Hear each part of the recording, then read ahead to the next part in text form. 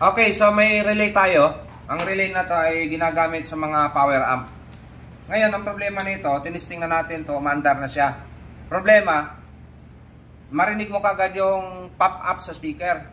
Hindi pa siya nag-turn on yung relay, narinig mo na agad. Pag pinatay mo, maririnig din yung lagabog.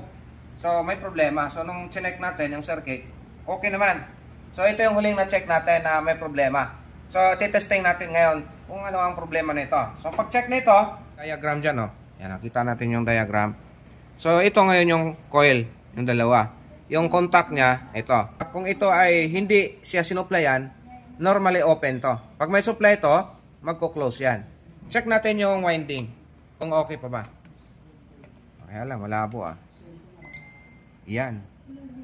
Check natin yung winding kung may reading ba. Okay, dito. Ito yung coil.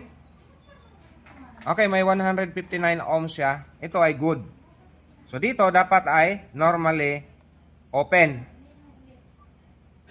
Oy, yun o. Shorted na yung contact niya.